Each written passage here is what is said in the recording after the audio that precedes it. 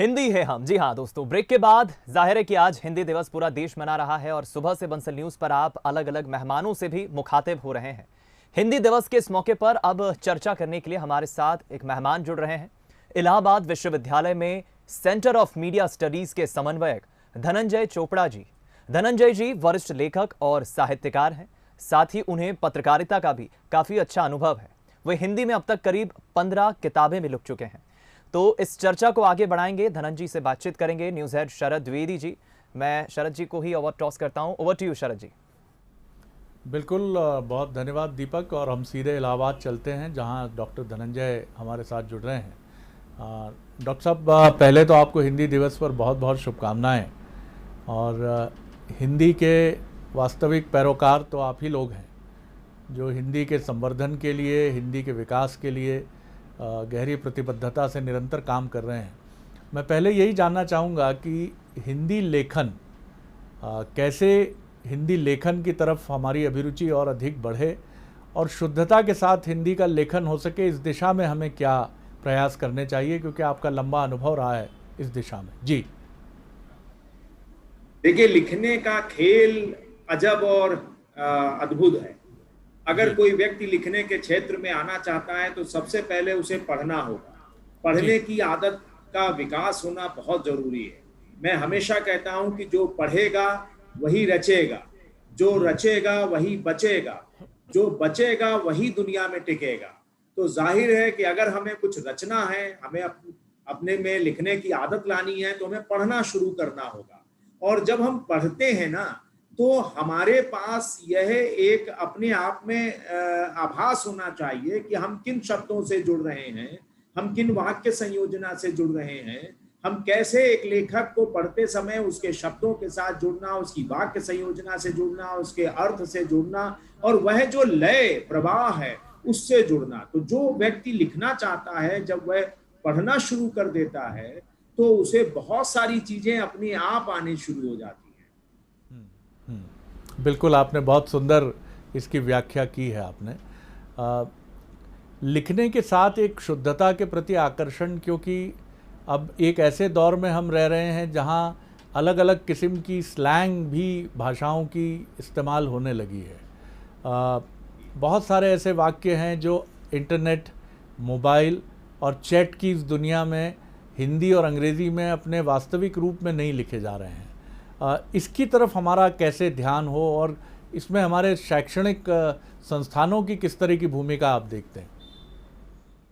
देखिए, हुआ ये कि जैसे ही हमारे हाथ में मोबाइल आया, स्मार्टफोन आया, तो जब पहले मोबाइल हाथ में आया तो हमने क्या किया, मैसेजिंग की दुनिया में अपने आप को डालना शुरू किया।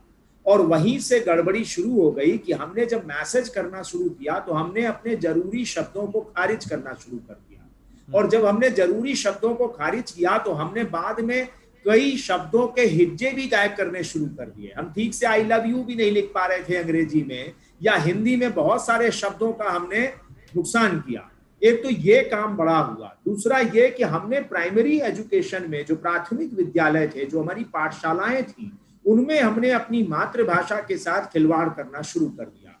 लोगों को यह समझना पड़ेगा कि भाषा सरोकार से आती है।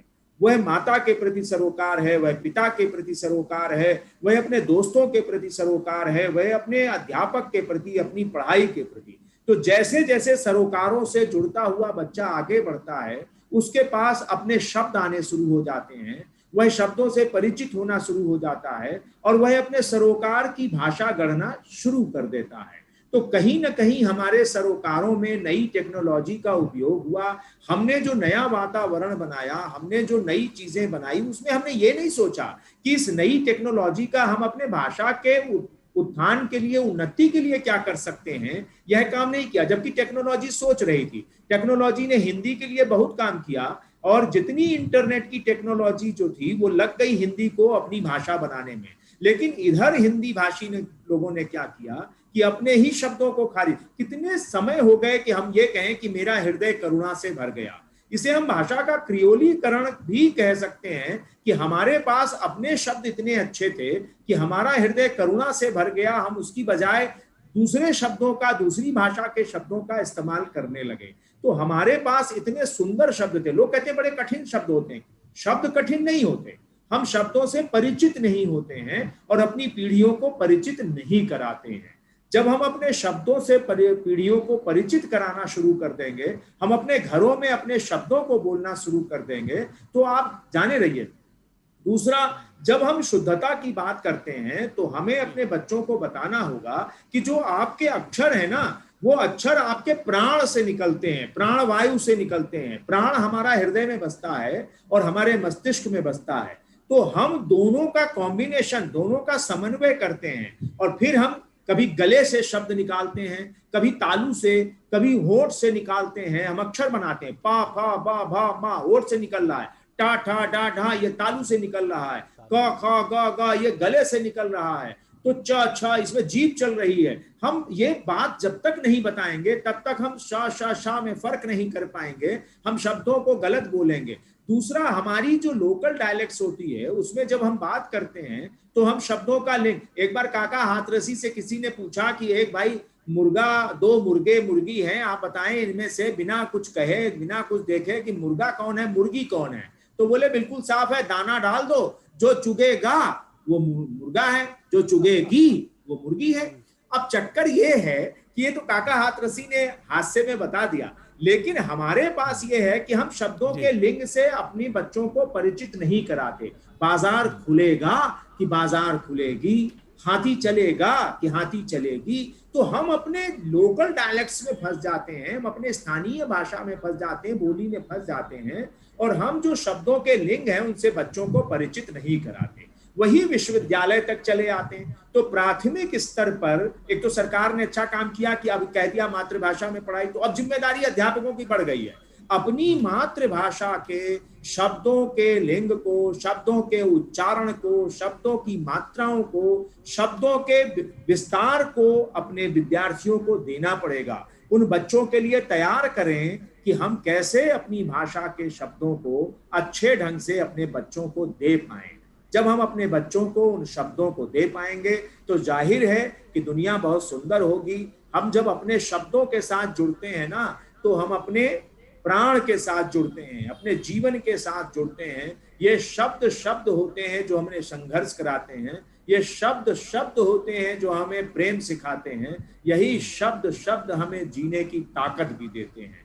जब शब्द हम तैयार होना शुरू हो जाएंगे तो जाहिर है कि हमारी भाषा बहुत सुंदर हो जाएगी। मुझे लगता है बहुत ही बेहतरीन तरीके से आपने ये पूरी बात हमें समझाने की कोशिश की है और बंसल न्यूज़ के ज़रिए ये बड़ी संख्या में लाखों दर्शकों तक ये बात पहुंची है।